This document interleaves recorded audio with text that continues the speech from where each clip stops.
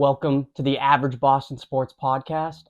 I'm Brian Collins. This is Anthony Belomo here, and we're going to be doing a weekly podcast here for the Patriots games and analyzing film, talking about, the different aspects of the game, and we're going to get all into that. But we want to introduce ourselves first. I just graduated University of New Hampshire with a communications degree, looking for a spot in sports journalism somewhere, but the job market ain't looking too hot. No. Ain't looking too hot for us right now. So we're in a basement doing a podcast and trying to make it work. And yeah. Yeah. I mean, I'm against my will down in this basement. No. My name is Anthony. I graduated from Stonehill College. I was a minor in communications. We don't have to talk about the business part because it doesn't really relate here. But I interned for a major news network in Boston in the sports department. I've ran a podcast before, so we're knowledgeable guys. We know what we're talking about. Mm-hmm.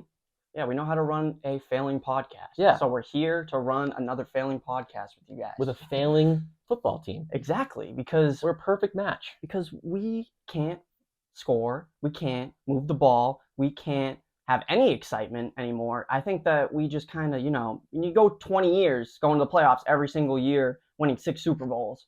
I mean, I guess it's due at this point that we're going to have to end up losing a few games, have a couple losing seasons. But, growing up with the Patriots always winning, I just feel like, it's so much worse seeing them just so mediocre. And you know what I hate is that people like to say that we're spoiled, but it's like, can we just have expectations? Exactly. I just want to see my offense move down the field and score a touchdown. It's not, I don't expect them to go out there and win every single game. And trust me, we paid our dues last year, having stupid Matt Patricia running our offense when he can't even run a defense properly. He got shipped out because he couldn't run a defense in Detroit. So, bringing him in last year, Mac Jones, obviously abysmal season, but I mean, that's what's going to happen when you try to bring in a defensive-minded coach who doesn't have the intelligence to learn the offensive side of the ball. And, we paid for it last year, having to go through and watch that. I was excited about this season. It just looks like more of the same. It does look like more of the same.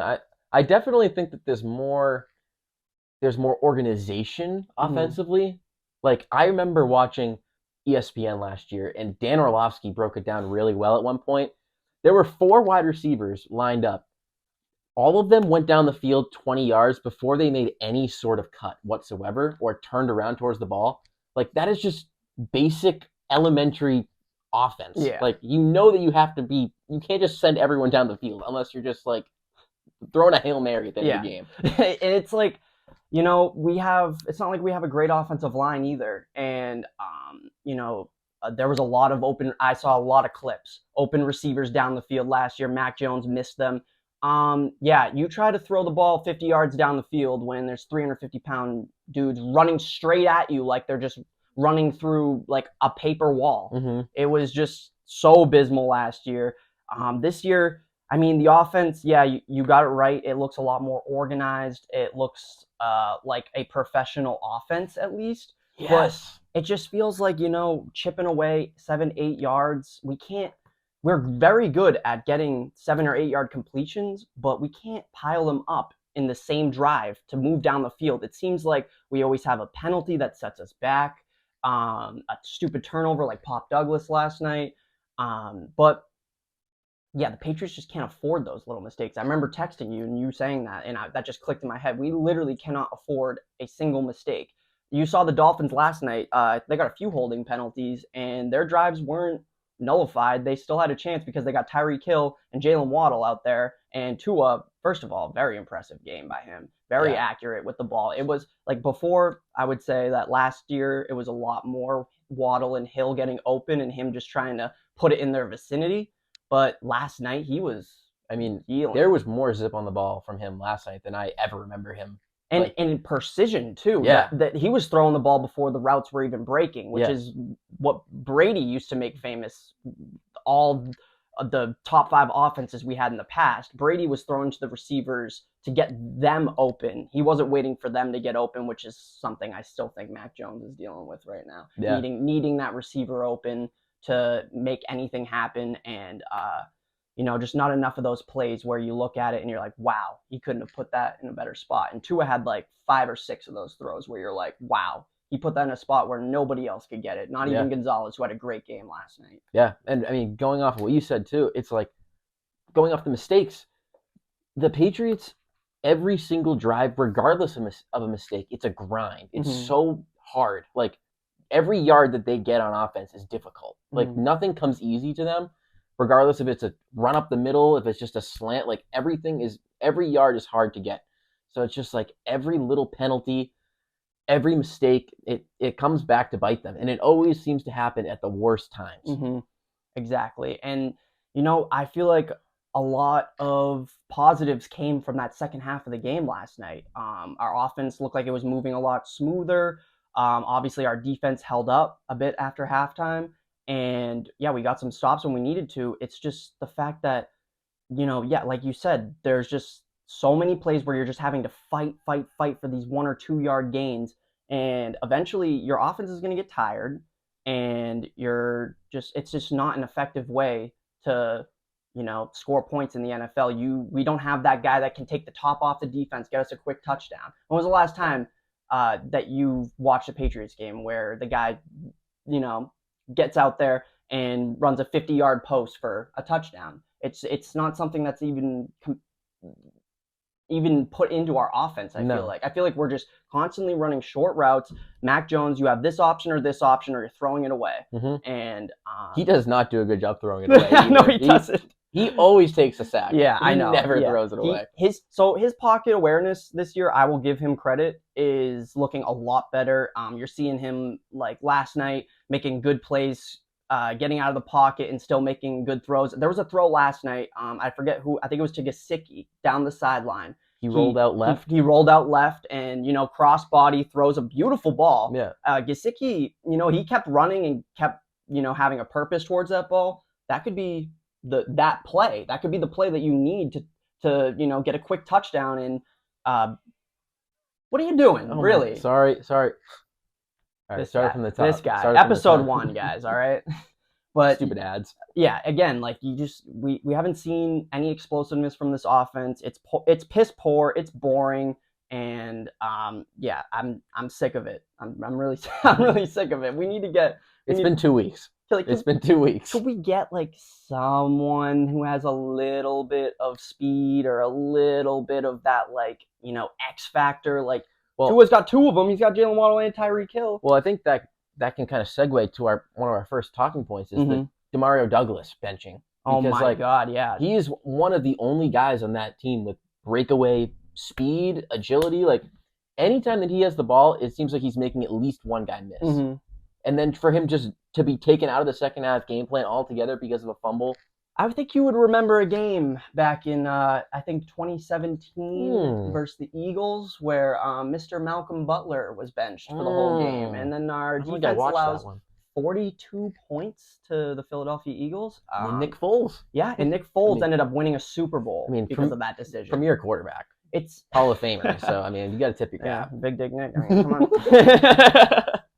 But I'm serious. Like, Belichick, I think his ego, obviously 6 Super Bowls, you can't question the guy really. I mean, he's brought more Super Bowls to this team than any other coach in NFL history has brought to an organization. But it just feels like, his ego gets in the way sometimes. And he is, he has these old values that he instilled in the 1970s when he first started coaching at Navy. And they, back in the day, some guy fumbles and you sit him, and that was the message you were supposed to send.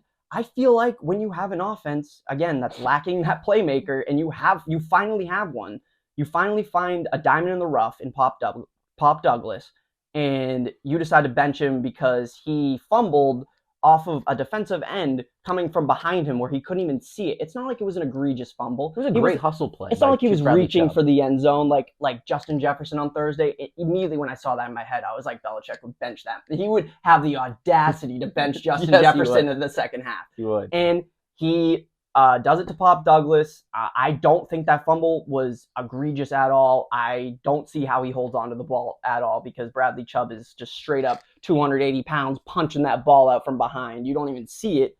And like what? But what does that teach Demario Douglas? Like, okay, every time I run, I should be staring behind me, making sure that the defensive end isn't like barreling down, gonna punch the ball out. And I know Belichick's not telling him to hold the ball like this running up the No. field. Like, we need him to make a play. We Yeah. need him to. It's not catch the ball and go down like you're like Julian Edelman or your Wes Welker. Like this guy has make you miss potential, and you want him in those situations to be confident. And sometimes he's gonna fumble. But I feel like in 2 weeks, we're going to see an 80-yard touchdown from Pop Douglas on one of those type of plays where he just catches it in the middle of the field, makes someone miss, finds the sideline, goes all the way up and scores. And we're going to be looking back at this week and be like, wow, that was a winnable game. And I would love to see the outcome if Pop Douglas stayed in that game because there was not a single corner, not even Xavier Howard. Xavier Howard is a great deep ball defender, but short routes, absolutely not. He was getting cooked all night. Pop Douglas wide open. I got to look up the Pro Football Focus numbers for Pop Douglas because that just seems like a guy that they would love. Like some guy who has 3 catches a game but ends up getting like a A+ score on there because he just finds himself open. But the inconsistency of Belichick and his punishments is like, okay, week 1, first quarter, Zeke has a terrible fumble. Oh that God. is an egregious fumble. Like he's just not holding the ball securely. Ball comes out. Did he sit the rest of the game? No. He's back in. And what is that? What message does that send? It's honestly, it's confusing. We've seen Belichick. I know he is not arguable top 3 coach of all time. There's no way that the New England Patriots have the right to fire him. There's no way that the anything should happen right now.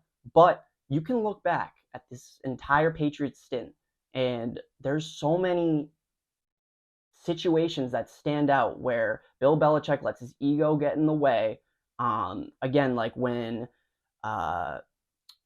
we drafted Garoppolo in the second round, obviously for a second round pick, that ended up being a pretty good pick. Yeah. But Brady came to him and said, I got 6-7 years left in the tank. What are you doing drafting a quarterback? And Belichick, obviously, I know how to run my offense. I know what I'm doing. But then you look forward. Obviously, Brady ends up winning 3 more Super Bowls, I believe, after the Garoppolo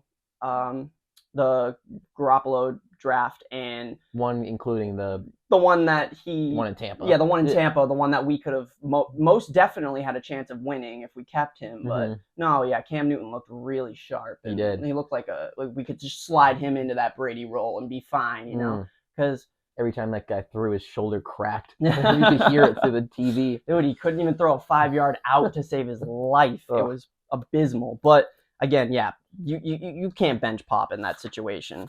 Can I go back to one thing that you said though? Yeah. You think that the Patriots don't have the right to fire Belichick? No, absolutely not. So you think he is here until he does not want to be here anymore? I think Belichick is here till Belichick doesn't want to be here anymore. And I mean, think about this right now. We don't have Belichick as head coach. Say we slide Bill O'Brien in as head coach. Okay. What are the expectations of this season for the Patriots? I think they're less than. I think people give the Patriots the benefit of the doubt in a lot of games because of their coach.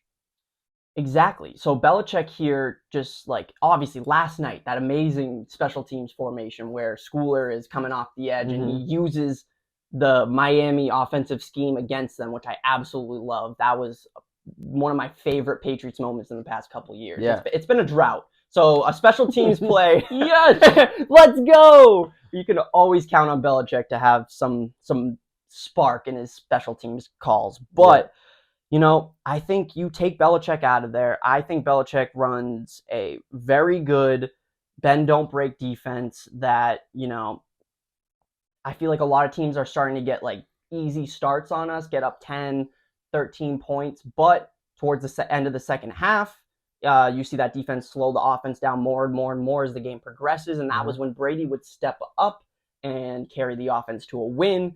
We don't have a guy like Brady now to do that. I don't think that's Belichick's fault. So let's say the Patriots they have 4 wins, 5 wins in the season. Like, they're in every game, a lot like it's been the past 2 weeks. Yeah. A lot of close losses, and they end up with 4 or 5 wins. Do you think Belichick deserves to come back next year? See, I think once you get to a certain point, your spot in an organization, when you win 6 Super Bowls for an organization who never won a Super Bowl before, there is absolutely no way in hell that there is ever a press release that says Bill Belichick has been fired. At the worst case, it's going to say mutual parting between Belichick resigned. He's resigned, he's retired, it's whatever. But there is absolutely no way that you could fire that man because of everything he did. We went to the playoffs with a rookie quarterback 2 years ago. Last year, injuries, the Patricia situation. I feel like you got to give the same. I know he put Mac in that situation by putting Patricia there, but I still think that, there was a reason Belichick made that decision. It didn't work out. It was a piss poor decision, but at the end of the day, he's really only had one horrific season since Brady left. Yeah. And obviously that Cam Newton year was not. We had no expectations of doing well. Me personally, I know that there was a lot of people on ESPN throwing out 12, 13 wins. Yeah. So stupid. Like, we did not have a good team that year. Barely made the playoffs with Brady. No, with the same roster. Exactly. That Tennessee game was a wake-up call, yeah. I feel like maybe like a lot of people are reading into it that Belichick didn't want Brady back and Brady wanted to be back in Foxborough. I think that going into that final game against Tennessee, Brady knew that was his last game in Gillette, and he knew that he had a lot left in the tank, but he knew that this New England Patriots team wasn't built around him like a Tampa Bay would have been to put him in that spot to win another Super Bowl in his last 2 or 3 seasons. Yep. So I'm going to say this. Your opinion on Belichick and kind of being with this organization until he doesn't want to anymore. I think a lot of people share that opinion. I'm not one of those people. I'm more, I've kind of just been going towards this side where it's either going to have to be Robert Kraft steps in and says, Bill, you can no longer have control on the roster. Like, I don't want you drafting. I don't want you signing free agents. I don't want you making trades. Like, you are a great coach, and I still think you have a lot left in the tank as a coach, but as a talent evaluator, I think Bill Belichick should and cannot be in charge of the Patriots anymore. So, it's kind of a hard question because we really don't know a lot of people on, the front office of different teams who are successful, but like, I couldn't see somebody that you would be bringing in that would, first of all, get along with Belichick. Like, Belichick giving the reins of GM to somebody and trusting that they'll make a team around what he wants to do. I just see conflict happening immediately with that. Well, that's what I think could be the reason that he leaves. Like, Kraft offers up this deal, like, all right, Billy, you can stay on as head coach, but you can no longer be in charge of these personnel decisions. And that could be a point where Belichick's like, it's all or nothing. Like, I either get control of everything or I'm leaving.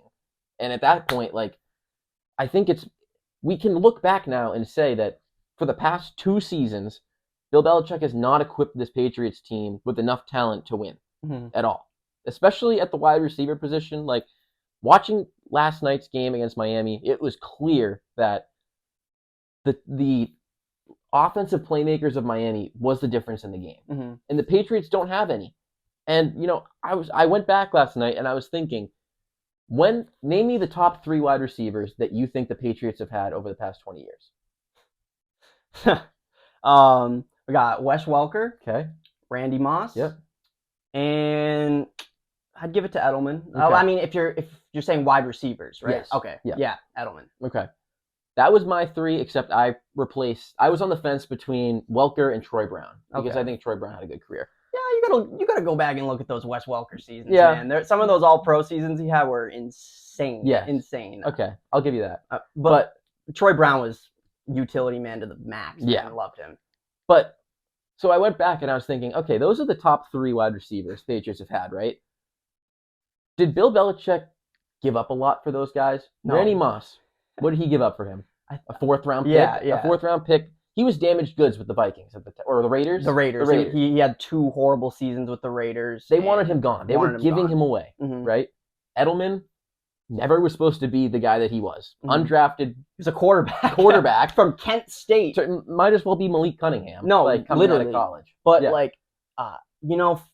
I do give Bill credit in that sense because he didn't bring Edelman in to be quarterback. He saw something in the 7th round, but I see what you're saying here. He's never going to be able to, offer up a 1st round pick for a big time pass catcher. He's never going to take a 1st round pick unless it's N'Keal Harry, because he was some guy you couldn't really pass up on. Tyquan Thornton. Yeah, Tyquan Thornton with those brittle bones. Like, dude, and it was like, you can look at the guy. You can look at Tyquan Thornton and be like, come on, that's not a football player. That's a basketball. He looks like Kevin Durant. Yeah. Like if he was 8 inches shorter. It's like, I'm sure he can get off press coverage. Yeah, like that guy looks like he can really block. Yeah, I don't know if Belichick just needs to give the reins of offensive skill players, like give the reins to somebody else to go find those, because I don't know if he'll ever be able to succumb to his ego like that and tell himself like,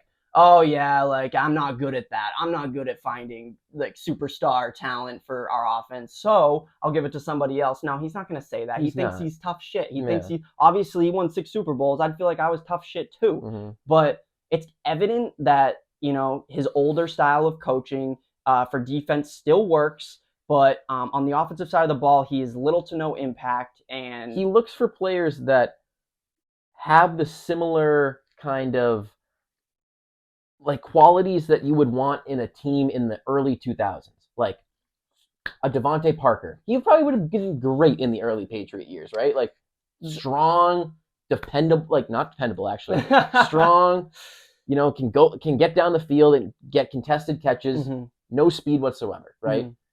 Then it's like, okay, let's sign Juju Smith-Schuster, who, based on the reporting, is on his knee is about to explode. Ready to just give out. Yeah, that's who said that on it was Albert Breer. I think was who it was. Yeah, he literally came out and said that Juju Smith-Schuster's knee is going to explode. We just gave that man a 3-year, $33 million contract. In contrast, Jacoby Myers just got 3 years? It was a little less. It was a little bit less, and I didn't see what he did this week, but last week 2 touchdowns, 80 yards, 8 catches. He got concussed at the end of the first game, so he's been out. Okay.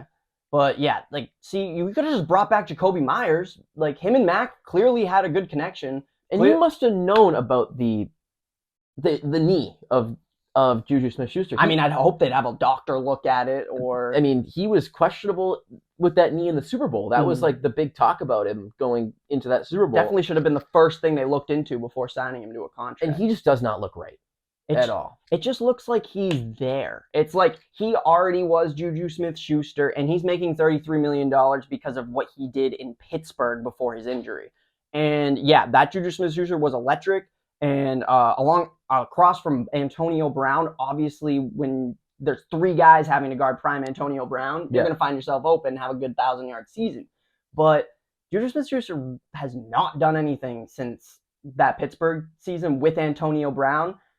Pittsburgh let him walk because they thought that Chase Claypool was a better option than him, and you see what he's doing in Chicago now. And goes to Kansas City as the number 1 option there, and has like a mediocre season. What gave Bill the idea that was a great idea to sign him to a 3-year, $33 million contract? He just looks like he's out there like just playing a Patriots player. Like he's not actually a football player. Doesn't bring anything like explosive, anything.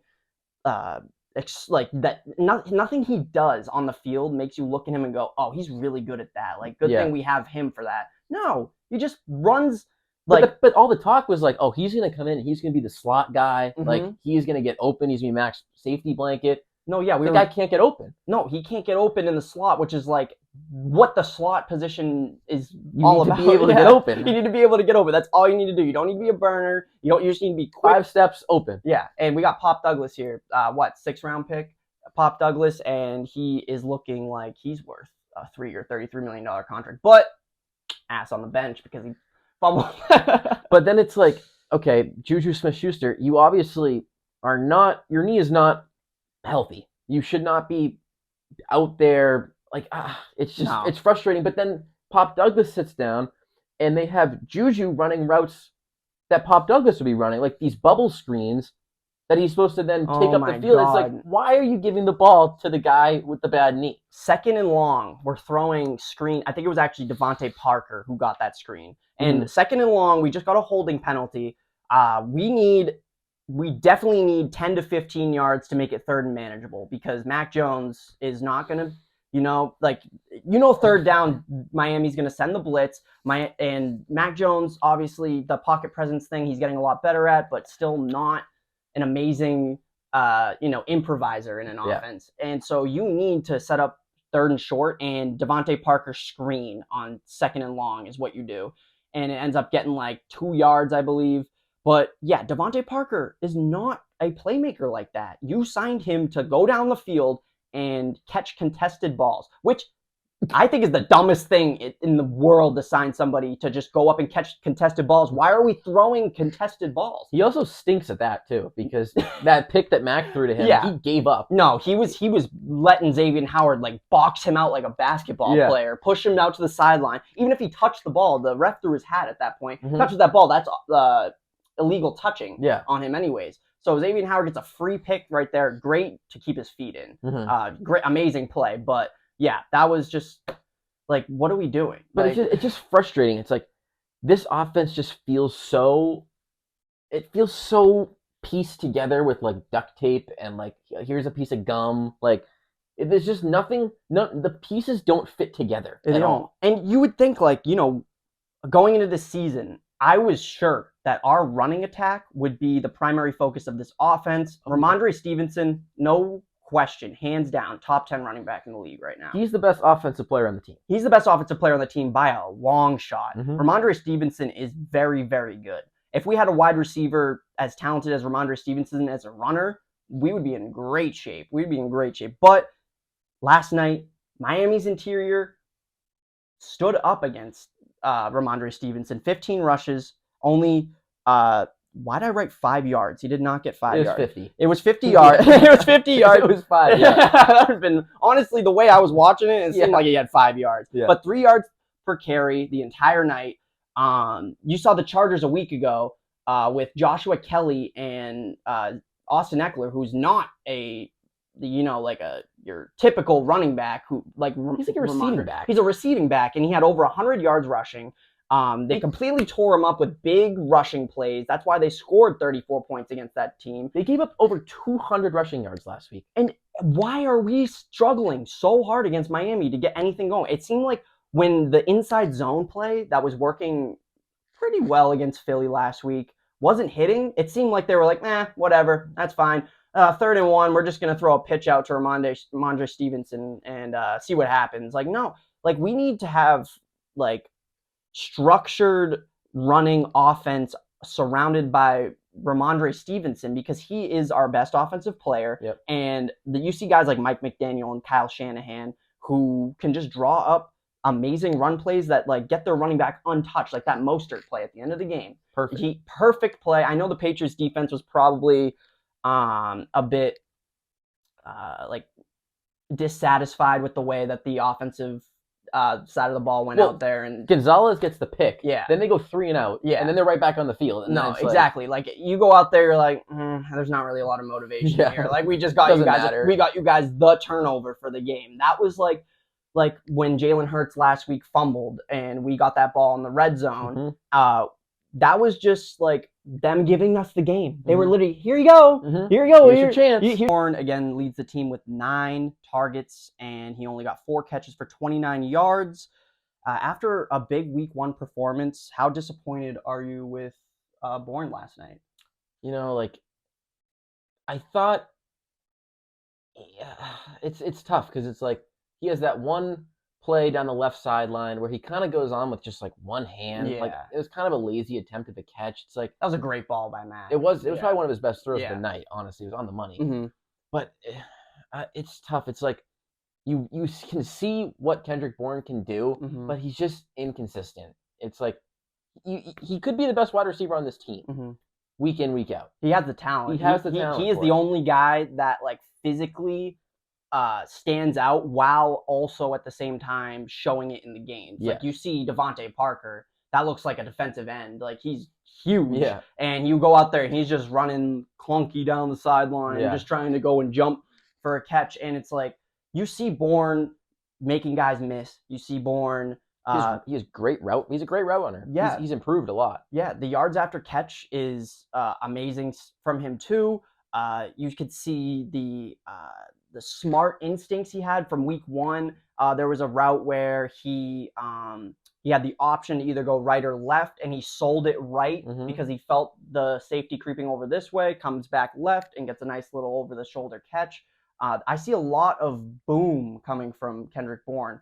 At the same time, I see a lot of, again, like you said, inconsistency and busts from Bourne. Mhm. Pause.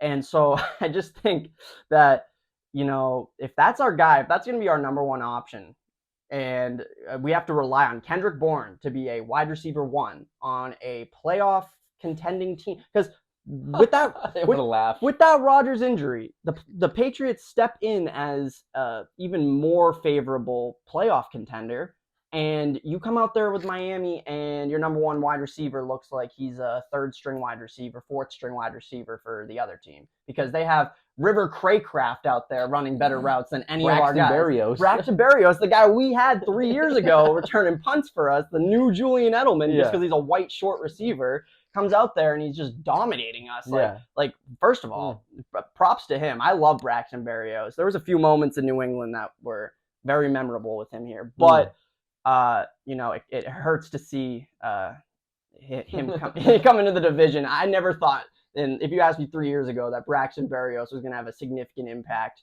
on a divisional game, and it wasn't going to be for us. It was going to be for us. He was good for the Jets last year too. Yeah, he's a good plug and play guy. But yeah. Anyways, speaking of the Jets, our opponent next week got absolutely destroyed by the Cowboys. Zach Wilson, 12 for 27, 170 yards, a touchdown, and 3 picks, while Dak had 31 for 38 for 255, 2 touchdowns, and no picks. So it just looks like, one, the Cowboys are the best team in the NFL, hands down. You think? Yeah, they're better than San Francisco. They're outscoring their opponents 70-10 this year. So, and I know it was the Giants, but they were a playoff team last year. Yeah. But Daniel Jones can have those games, and their defense is for real. Their defense that is a great defense, and it's led by Micah Parsons. That's a guy who, if there's ever going to be an MVP for a defensive side of the ball, I think it would either be him or somebody who plays both sides, maybe like a Travis Hunter who comes into the draft next year. Yeah. But anyways, the Jets run defense still looks very, very good. Pollard, 25 attempts, 72 yards, 2.9 yards per carry.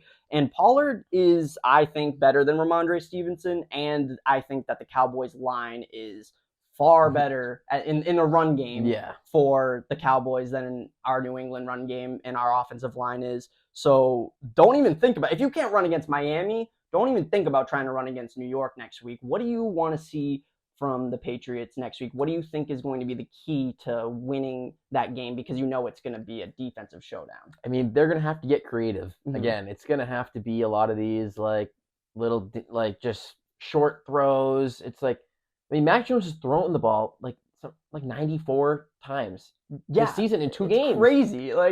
54 week 1, 42 this week, I believe. Yeah, that's insane. Yeah, so it's like next week, like you said, they're not going to have a lot of success running the ball. So it's going to be through the air once again. Mm-hmm. But then it's like, oh, we got Sauce Gardner back there. We got Adrian Amos back there, and it's not like we got DJ Reed. It's not like we got a guy like CeeDee Lamb that the Cowboys had, who 11 catches, 143 yards. Made Sauce Gardner delete his Twitter. No, exactly. made him cry his way home, delete his Twitter, probably rename himself. He probably can't go by Sauce after a performance like that. No, but I mean, Butter. again, we go back to it, and it's like CeeDee Lamb is far greater than Kendrick Bourne will ever be. Anything. Anyone will be. So I really can't look at last week, Cowboys versus Jets, and pull anything from that game where I'm like, oh, Patriots can exploit that. Like No. it looks like one of those games where Pats fans are going to go into it expecting a W. We're 0-2. I know we're going on the road for the first time, but like you go down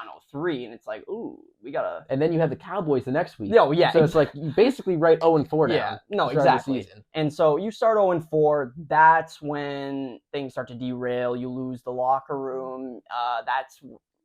Let's not go there yet, but after this week, it's going to be concerning. This is a must win. By far the biggest game of Bill Belichick's tenure without Tom Brady, in my opinion. If you are one of those people that believes that Belichick can get canned, if he goes out there and puts out a piss poor performance against New York, I think that could be used later. I don't think they do it instantly, obviously, but I think that could be used later on in the offseason, show them like, hey, you had a chance to come in, go into MetLife, no Aaron Rodgers. Jets, we've dominated Zach Wilson over his entire career. And like those games last year, like the 10-3 game where we won off the punt return. Yeah. We know we can hold Zach Wilson to no points. Are we going to be able to score at all against this Jets defense? That's going to be the real key. And yeah, again, offseason, I feel like they can look back at that and say, wow, you couldn't even hold Zach Wilson in check. And you couldn't, get this team from, instead of 0-3, 1-2, that builds a little bit more momentum going into that Cowboys game. Maybe even have a shot at winning that. Because, the Cowboys, most teams, they're not going to go undefeated. Like, there's going to be a couple hiccups. So you've got a chance. But, I mean, I just think, one thing, I wouldn't be shocked if the Jets go out and get another quarterback this week. Yeah? Like, within the next couple days. You think so? I mean, Zach Wilson is horrible. And I can't know put that on Robert Saleh said, he's our quarterback, but if you have any hopes of making the playoffs, Zach Wilson is not going to lead you there. I'm excited to look at the All-22 film from the Jets-Cowboys game this week. We're gonna be posting a couple TikTok clips of our analysis from both the Patriots-Dolphins and the Jets-Cowboys game, just to try to get a read on what we should expect on Sunday. But I honestly, from watching, I only watched Red Zone on Sunday, but the times I did see Zach Wilson in there, looked horrible, and the Red Zone was not a good indication of his game, I don't think, because I went and checked the highlights after, and Zach Wilson didn't really get a chance against that defense. That defense is insane. He wasn't getting any help. The touchdown throw he had to Garrett Wilson, that was great on the money, like on the move. I would love to see Mac have some zip like that on a pass for once, but I just think that he stares his receivers down. Yeah. That's where he gets those picks. It's like he had a couple. What do you have? Two? I think he had 2 picks yesterday. Three picks. 3 picks. Yeah. One of them was late in the game, and he just I think he was just locked eyes with the middle linebacker, and he was just tossing it in there. But I don't think he's the problem, is the thing. I think that, one, the Cowboys defense is insane, and Zach Wilson coming into his first start, he wasn't expecting to start at all this year, and he's coming in, best defense in the league. Like, let's see what you got. Cowboys were probably hyped up for that game because they know how bad Zach Wilson can be, and they know that they could bump those stats. Yeah. But I think that, were you one of those people that were really high on the Jets with Aaron Rodgers? What was your prediction? So I had the AFC East looking like Jets, Bills, Dolphins, Patriots. Okay. So I had the Jets winning 12 games this year. Obviously their defense is, I think, top 3 in the league. And, you put Aaron Rodgers into the weakest spot of that entire team. Mm-hmm. Weakest spot of that entire team. Everyone know if they get a quarterback, if the Jets get a quarterback, then they're going to be legit. And you plug in a guy who's fringe top 10 now at this point in his career, but you know that he can go in and he can win big games. I mean, I know that he hasn't had a lot of success in the playoffs ever since his first Super Bowl win, but he builds game-winning drives. He instills a lot of confidence into that entire team, because Garrett Wilson with Aaron Rodgers versus Garrett Wilson with Zach Wilson is a totally different player. I mean, and Alan Lazard added Dalvin Cook. Exactly. And all of those players only went there because Aaron Rodgers was going there. And they had the confidence in that team. I could just see them steamrolling through the East. And, like, obviously you saw week 1 against Buffalo. They end up pulling out that game with Zach Wilson, obviously off a crazy punt return. But I don't know. I just saw a lot of potential from this Jets team. And if they could get a guy like maybe like Andy Dalton this week, I could see Ooh, I have someone else. yeah, who do you got? Cooper Rush. Cooper Rush. If they could end up getting a trade with the Cowboys, they just trade for Trey Lance. Yeah. Maybe he's available. That would be I mean, like, we're not smiling here. We don't want that shit to happen. Please don't. Zach Wilson, please stay a quarterback. Yeah. We love you there, buddy. Like, you fit so well in New York, being a loser and everything. Yeah. Like, just losing a bunch of games and not taking accountability for any of it. You're really good in New York. You should keep it up, man. Yes. But so let's pull it into next week. I know we talked about like really what can we look at from the past game to say like what our strategy is going to be versus the Jets. But what do you think the outcome is next week? Do you think we pull it off at MetLife? I'm so torn. Yeah. It's like it's going to be one of those games like last season with the Jets where it's like very low scoring. Like, I could see it being within single digits for most of this game, and then comes down to a late score either way. Like, it's a toss up. Like, is Zach Wilson or Mac Jones going to get a costly turnover at the end of that game? Like, listen to us talking right now. Like, we're talking about if Zach Wilson or Mac Jones is going to fuck it up more for the team. Like, this is where we're at right now. We used to be winning Super Bowl. We were in Super Bowl contention every single year. It's so painful to be mid. I don't know how you guys, you Lions fans, you Bears fans, like, how do you guys deal with this? Like, it's so painful to watch. If I have to watch another 10-7 Jets-Patriots game, I'm going to lose my mind. Like, I cannot, like, I don't even find myself being excited for next week's game because I'm like, yeah, maybe we'll end up getting a win. I'm more scared. We have way more to lose than we have to win. For sure. We go in there and we dominate the New York Jets defense, and we put up 30 points, and it's a blowout win. Everybody's just going to say, oh, it's Zach Wilson. Like, Zach That's what you should have done. Like, the defenses, but you're supposed to be in that position exactly. But if you go in there and you lose and you're 0-3 and Zach Wilson just beats you, not even Aaron Rodgers, it's Zach Wilson. Now people are starting to look, are we in the Caleb Williams run, or are we going to pull off another 7-8 game win streak like we did in Mac's rookie year, where I think we started 2-4 and ended up on a 7-game win streak in the middle of the year. And that was fun. And I know the team's capable of doing that exact same thing, but should we even expect it at this point? I don't know. I think that next week we go into New York, we pull out a 20-14 win, and I think that the defense comes up huge with 2 touchdowns. I don't even think the offense scores a touchdown. I think that we get 2 field goals, 2 defensive touchdowns. There's still questions surrounding Mac, but obviously you brought up that Corral and Book were both released recently, so I don't think we'll be turning to Zappy. I'm expecting someone else to be brought in. No, exactly. And we're not going to bring anybody else in, so I think, another piss-poor performance from the offense, but hopefully the defense can pull it out. I mean, let's hope, because otherwise this time next week is going to have a very different tone of what we're talking about here today. It's going to be very doom and gloom. So we're going to segue a little bit into a different aspect of the season. We want to take a general outlook on the entire year and give our record predictions. Anthony last night, as a joke in our group chat, was talking about how we're only going to win 4 games. So I'm excited to hear if it's actually 4 games or if you have a little bit more faith in this offense here. What is your record prediction looking like? That was more of a joke. If they lose the next 2 games, maybe then we'll go back to that. But my current prediction is 9 wins. 9 wins. I currently have them at 9 wins, which probably you're fighting for that seventh spot in the playoffs, or maybe even like an extra win there, 10-7, push toss up one of those games. Exactly. Yeah, one of the swing games.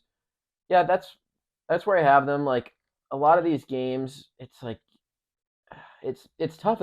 We know it's one of the toughest schedules in the entire league this year. Mm-hmm. Even like those games maybe that you looked at the beginning of the season where it's like, okay, home against the Commanders. Commanders look good. No, they Eric do. Bieniemy, like that's a real NFL offense No, now. dude, you called it out. Sam Howell looks legit. 3-0 as a starter, and yeah, that was a great fantasy pick by you, honestly. Thanks. Even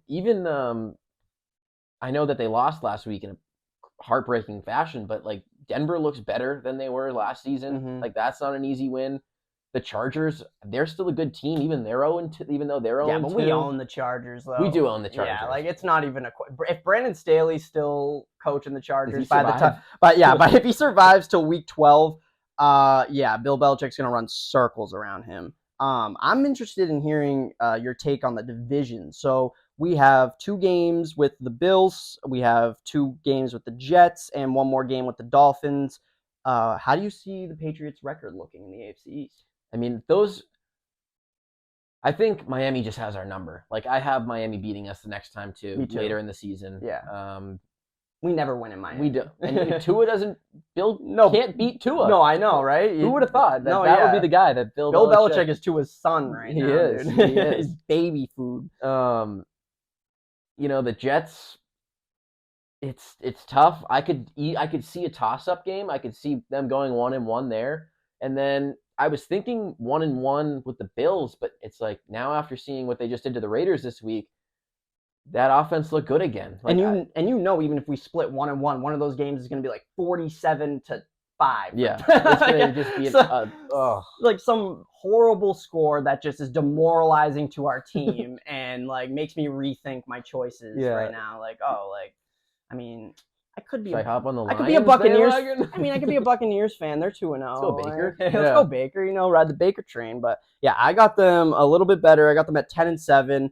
The questionable games that I have them winning, I would say that I have a win against the Giants. I think that Bill Belichick will handle Daniel Jones very easily. Mm-hmm. I got win against the Saints in week 5. I got win at home versus the Bills, but then a loss week 16 against the Bills. And then the Chiefs one actually made me, I had to really think about that one because I don't think that the Chiefs are going to repeat this year at all. I don't think that they're going to win their division.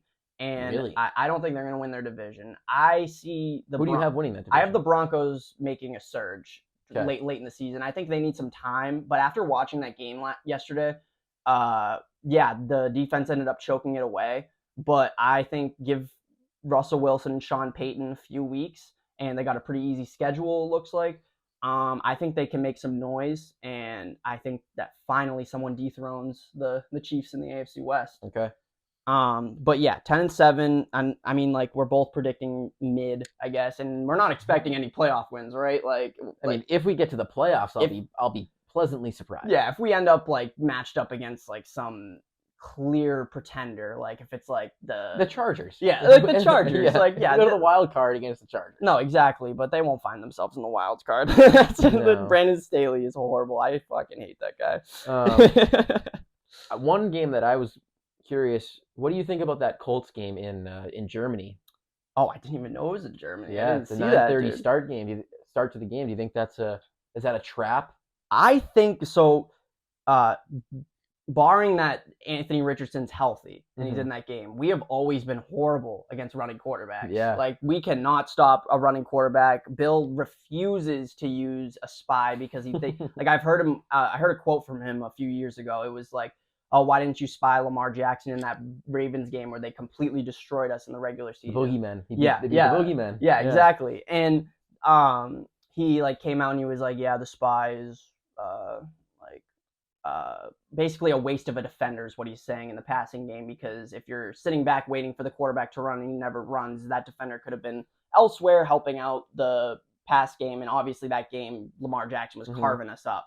So I get what he means by saying that, but you need to just like suck it up and put a QB spy against Anthony Richardson, because he is not accurate. And the one thing he has going for him is his legs. It looks like, it seems like he's going to get hurt every time he gets hit. Yeah. But he is electric on his legs. And if you force him to make throws, I cannot see a rookie quarterback coming in and beating Bill. I mean, even in Germany, if they can figure it out, like they'll get Jonathan Taylor back by that time. Mhm. So, oh, I didn't even think about that. Yeah, that's going to be an electric run game, honestly. if they can have him buy into that team and he maybe rescinds his trade request. I cannot deal with another Patriots loss where they're clearly supposed to win. Like, I feel like the Colts at that point in the season will be on the verge of vying for that top pick.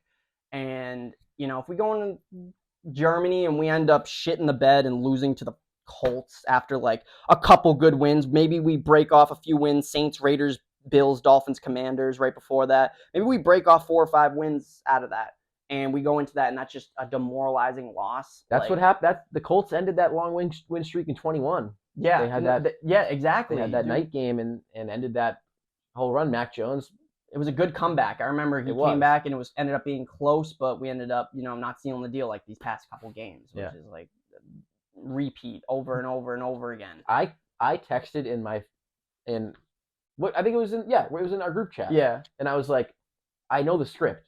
Last night, Patriots gonna get a stop. No, they're gonna score, which they did. They scored that touchdown with Ramondre. Then they get the stop on the missed field goal. The late, it was like 52 yards. Yeah, which Sanders just pushes it left because of the schooler. The motion. I feel like that was in his head a lot. I agree. And then it's like ball on the 50, under a minute to go. We all know they're not getting it. No, they find a way. Like, what's the point? They find a way to lose. They make me fucking watch to the end every single time with my heart beating out of my chest, like we actually have a chance of winning. And every time I'm disappointed. And I'm going to do the same thing all year. We're gonna be, coming back late, and we're gonna be really close. And I'm like, wow, this team has a lot of fight, but not enough fight to ever win. Yeah. Like we're just gonna end up being that team that like has competitive games that ends up, just not resulting in wins at all. I tweeted this out. What was it? After the first game, I said, "Can't wait for Moral Victory Monday." Then last night, I retweeted it and said, "Cue it." I'm just gonna keep going because I'm assuming that's what we're just gonna have to keep taking the positives out of these close games the rest of the season. And that's why week 1, everybody was so excited about like the way we came back and like made it a game against the defending NFC champions. Like, yeah, there was some goods to take out of that game, but there's a lot of bads to take out of that game too. And I think that Patriots fans kind of get, like sucked into this whole like moral victory thing. Oh, it's good for the team. Learning. We second half resurgence, blah, blah, blah. How about next week we don't have to have a second half resurgence? How about we like get on top of it and like maybe even like have a tie game going into half, maybe even be leading in the half at halftime, and then like Brian, they've yet to have a lead this year. Patriots have not led this season. You're right. I just thought about that. That is crazy. And it's just like I can't ever take a moral victory seriously in the NFL because, every week is so different. You have a different game plan every single week. We saw a completely different game plan week 1 than we did from week 2, and they both resulted in losses. And you could take your moral victory up your ass if you want, because nothing is ever going to come from a moral victory. Over the past 2 years, like we could hang the moral victory banner. I think we must lead the league in moral victory. We must have six moral banners along with our 6 actual banners. Like, that's fucking insane that people actually are excited. Like, if I hear anything about a moral victory against the Dolphins, I'm gonna explode. I don't. Oh, the Jets. Oh, no. I'm saying this week, if I go on and Felger and Maz, which I know that they're not about moral victories, not at all. No. But if I hear one dude call in, I'm gonna be so mad. If anybody, Felga, Felga, we gotta take it with a grain of salt, Mac Jones, he's looking good. No, like, okay, he looked good in a loss. Like, I don't want to see him look good in a loss. Justin Herbert looked good in a loss. Yeah, like, I would much rather bring back Cam Newton and just run the ball every single play if it's going to result in a win. I don't care how we do it. I don't care how it looks. I don't care about moral victories. I care about, is it an L or is it a W? Remember, we beat the Bills 2 years ago when Mac Jones threw the ball 3 times. Oh my God! And everybody was so ecstatic, like that was ever going to happen again. Those conditions were insane. He would throw the ball and it would literally just curve out of bounds. Like, of course we're not going to throw the ball. And we broke away that one big run that like ended up getting us the score. And everybody was, head over their heels. Like, Bill's done it again. The dynasty isn't over, blah, blah, blah. Yeah, and look at where these moral victories have gotten us. Like, yeah, there's a couple exciting plays. The seasons aren't like abysmal, but it's never going to be good enough to win a Super Bowl. Why are we doing it? I think that I'm one of those guys that's like, you're either in vie for the first overall pick or you're in vie for a championship. Anything in between is just doing a disservice to the organization. I don't want to cross sports, but don't be the Atlanta Hawks. Yeah, exactly. Don't be the Atlanta Hawks. The Atlanta Hawks, they're 6, 7, 8 seed every single year. Trae Young maybe gets to the Eastern Conference Finals one time, but there's no way that anybody in their right minds knew that the Atlanta Hawks had a chance at all. They're not good enough to ever win the whole thing, but they're not bad enough to ever get a good draft pick. It's like, exactly. All right, we'll just sit here. We'll just sit here and do nothing. Like, we'll just do nothing. We'll just be mediocre for the next few years because you're not gonna.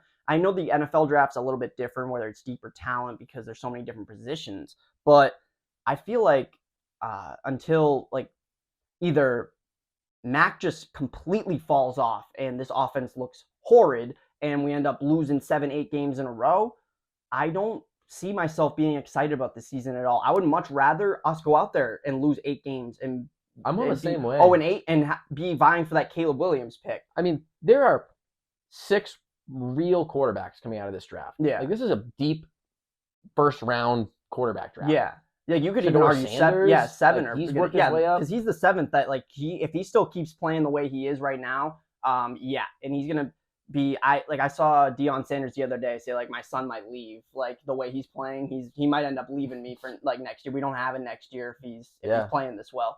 And it's so right because I feel like he's getting that media attention now, and he looks good. I think he's the 7th QB that slips into that first round. So yeah, I guess in a way that you would have a chance to get one of like the 2nd, 3rd, 4th best quarterback if you end up 15th, 16th where we've ended up before.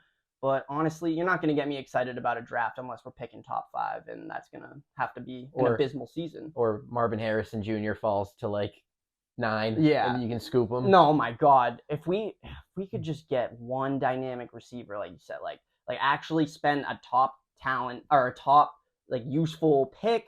Even like just go out and spend big money on a guy. Like even like if we traded for Calvin Ridley, like Calvin Ridley was available for a 2nd round pick. You look at him and you can like he just pops off the screen when he's running routes. Like he's getting open. You give Mac Jones a guy like that, I'm in on the Mac train. One more thing, and then we'll wrap it up. Yeah. But that's what I was going back to with Bill in charge of the personnel. It's like if they have an abysmal season this year and they happen to luck their way into a top 5 pick, you want Bill Belichick drafting in the top 5? Here's the left guard out of Texas. God. He's got the ability. He's a great run blocker. UCF Austin. He's got the nose tackle. He's got the nose tackle from D2. Yeah, like, oh my God. No. You're right. I don't think anybody wants it. I think that Robert Kraft would have to step in. I feel like because Robert Kraft stepped in on that Mac Jones pick. We all know that Bill Belichick did not want to make that Mac Jones pick. No. That was Robert Kraft going, we just had a mediocre season. He had to trade down to the 2nd round pick. Like he was hovering over it. He was gonna press send. Yeah, Kraft had to like pull him away from the fucking computer. But yeah, I think that Kraft would have to step in and be like, we need ticket sales. Do not care if you need a left guard, buddy. Do not care if you need. Go find one of those on the street. Go find one of those at Walmart, like you always do. You're gonna move over there. Yeah, go find Cole Strange from D2 and back end of the 2nd round. By the way, last thing I'm going to say, Cole Strange on that last play, great adjustment to the ball. Way to make a play. We might have to play wide receiver because he might be one of our most athletic guys on the team. Like, honestly, he had, like, I don't know if he played tight end in high school or something, but he has really good, like, ball skills. And he came down and he immediately was ready to run, like, took the hit and still chugged forward. That was a spinning grab, like, he probably wasn't even expecting it. Like, that was pure instinctual play by Cole Strange. And great. Yeah, and in my head, when Gesicki was getting stopped, I was like, please lateral, because there's so many times where they won't, like, risk it, and that Vegas game last year has me scarred. But, when I saw him getting stopped short and him flicking it back, I didn't care who was getting it. I was like, that's a ballsy play. You're giving us a chance. It's our only hope. Thank you for actually making an attempt to do it. Cole Strange, I do not care about these NFL review rules or whatever. Cole Strange got that fucking first down, man. That should have. I don't care if it was like within inches of being a first down. You gotta give that to him. And It's the entertainment business. it's the entertainment business, and the Patriots do get a lot of breaks. I feel like in the past, like there's been a lot of times where you could point to it and be like, yeah, like that the ref missed that call right there. The last week, even though we ended up losing on fourth down, Gonzalez kind of pulls that Devontae Smith on that fourth down play, and yeah, we end up getting the turnover and being able to push for a game-winning drive. But yeah, I think that it's just unfortunate because that would have been such an iconic play in history. Like, we got Dan Connolly, we got who's the guy from Miami like a couple years ago that did like the flip into the end zone? I don't know his name, but yeah, like he was literally like upside down, reaching for it. Yeah, they should have gave that to him. Yeah. All right, well, I think this will wrap it up. Episode 1 of Average Boston Sports. Pray for a Patriots win. We are praying. Pray. No. Like, honestly, if we go down 0-3, like, I'm not even shooting a second episode. this is the first. This will be the first and last. This will be the first and last. I'm gonna. Or we have to change the name to Below Average Boston Sports. Honestly, I'm down with it. If they lose, we're gonna be Below Average Boston Sports. All right. Thanks for watching, guys. Make sure you guys follow us on TikTok and YouTube. I'm gonna be posting a few TikTok clips using the all 22 film analysis that NFL Plus provides, where I'm just gonna do a Mac Jones rating performance. I grade every throw A through F. If you want to check that out, make sure you follow us on TikTok at Average Boston. And you got anything else to wrap it up? Go Pats! Yeah, let's go. Yeah, let's go.